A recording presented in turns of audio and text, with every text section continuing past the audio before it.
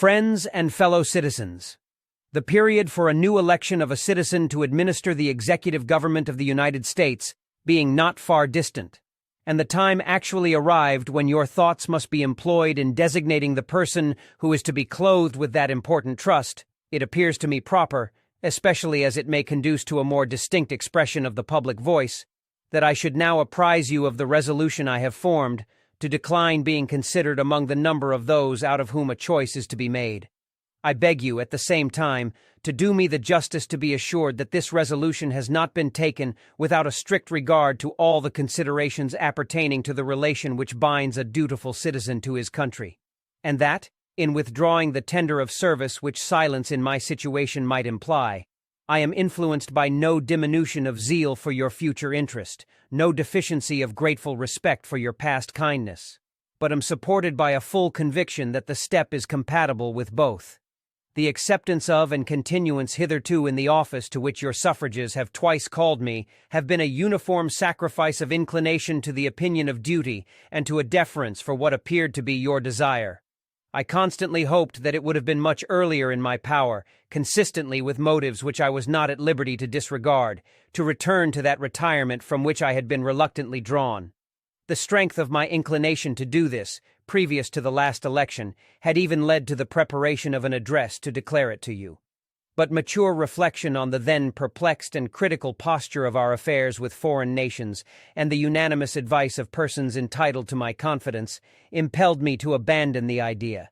I rejoice that the state of your concerns, external as well as internal, no longer renders the pursuit of inclination incompatible with the sentiment of duty or propriety, and am persuaded, whatever partiality may be retained for my services, that in the present circumstances of our country you will not disapprove my determination to retire. The impressions with which I first undertook the arduous trust were explained on the proper occasion. In the discharge of this trust I will only say that I have, with good intentions, contributed towards the organization and administration of the government the best exertions of which a very fallible judgment was capable.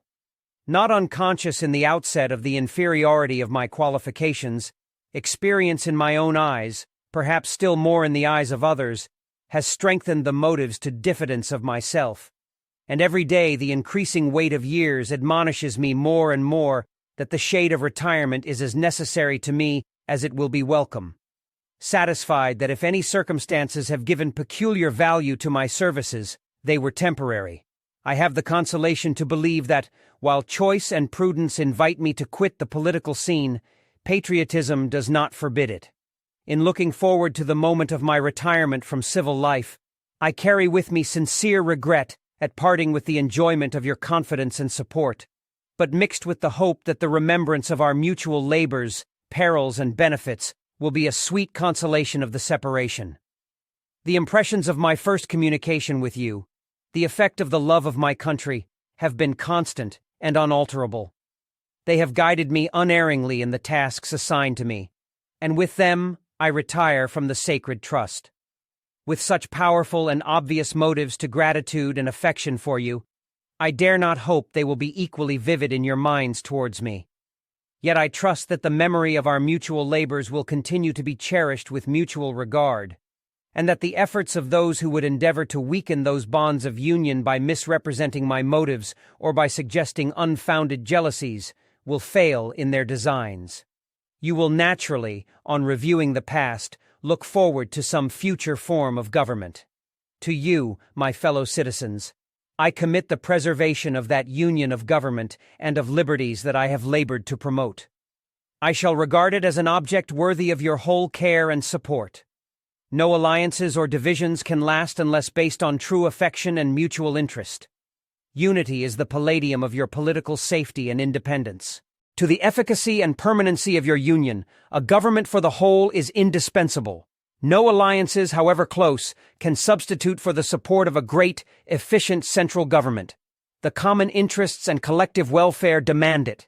The name of American, which belongs to you in your national capacity, must always exalt the just pride of patriotism more than any local distinctions derived from birth, residence, or statehood. Though we are shaped into different regions with different customs and economic interests, the North, South, East, and West are all bound together by the most intimate political and commercial ties. Each needs the other. Each contributes to the success and strength of all. It is of infinite moment that you should properly estimate the immense value of your national union to your collective and individual happiness. You should cherish a cordial, habitual, and immovable attachment to it. Accustom yourselves to think and speak of it as the palladium of your political safety and prosperity, watching for its preservation with jealous anxiety, discountenancing whatever may suggest a suspicion that it can in any event be abandoned, and indignantly frowning upon the first dawning of every attempt to alienate any portion of our country from the rest.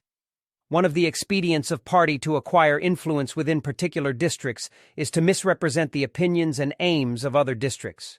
You cannot shield yourselves too much against the jealousies and heartburnings which spring from these misrepresentations. They tend to render alien to each other those who ought to be bound together by fraternal affection. To the efficacy and permanency of your union, a government for the whole is indispensable. It is at once a main pillar in the edifice of your real independence, the support of your tranquility at home, your peace abroad, of your safety, of your prosperity, of that very liberty which you so highly prize. But as it is easy to foresee that, from different causes and from different quarters, much pains will be taken, many artifices employed to weaken in your minds the conviction of this truth, as this is the point in your political fortress against which the batteries of internal and external enemies will be most constantly and actively, though often covertly and insidiously, directed.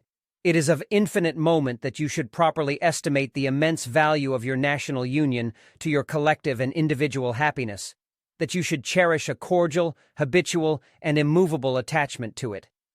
In contemplating the causes which may disturb our union, it occurs as matter of serious concern that any ground should have been furnished for characterizing parties by geographical discriminations, northern and southern, Atlantic and western, whence designing men may endeavor to excite a belief that there is a real difference of local interests and views.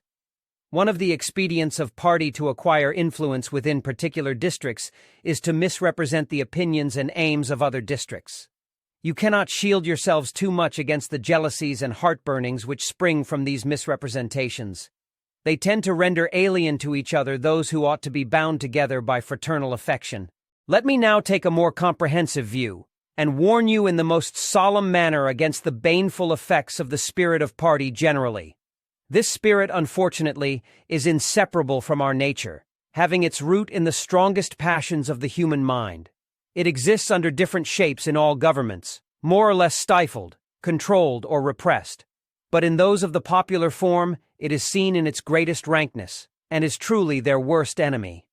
The alternate domination of one faction over another, sharpened by the spirit of revenge natural to party dissension, which in different ages and countries has perpetrated the most horrid enormities, is itself a frightful despotism. But this leads at length to a more formal and permanent despotism. The disorders and miseries which result gradually incline the minds of men to seek security and repose in the absolute power of an individual. I have already intimated to you the danger of foreign influence on our national councils and affairs. Much pains will be taken to gain you over. But it is the interest and duty of every citizen to resist such intrigues and maintain a strict neutrality in the affairs of foreign powers. The great rule of conduct for us in regard to foreign nations is in extending our commercial relations to have with them as little political connection as possible. It is our true policy to steer clear of permanent alliances with any portion of the foreign world. Harmony, liberal intercourse with all nations are recommended by policy, humanity, and interest. Against the insidious wiles of foreign influence, I conjure you to believe me, fellow citizens, the jealousy of a free people ought to be constantly awake. History and experience prove that foreign influence is one of the most baneful foes of republican government. Observe good faith and justice toward all nations. Cultivate peace and harmony with all. Religion and morality enjoin this conduct.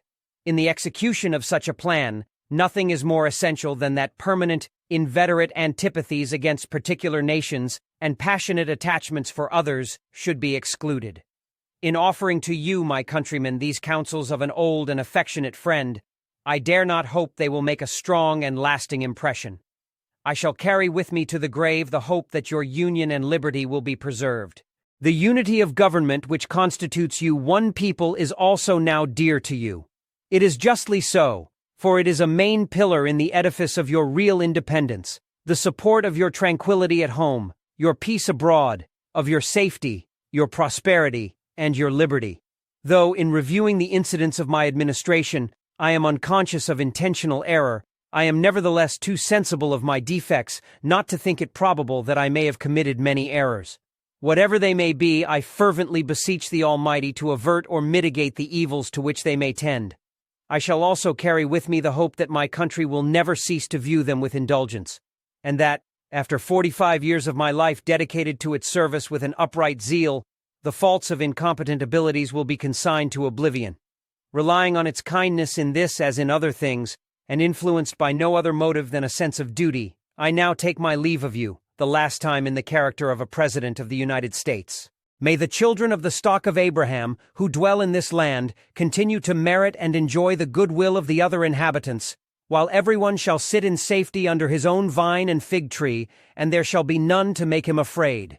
May your union be perpetual, may your sacred liberties be forever secured, and may the God of all nations bless and preserve the United States of America.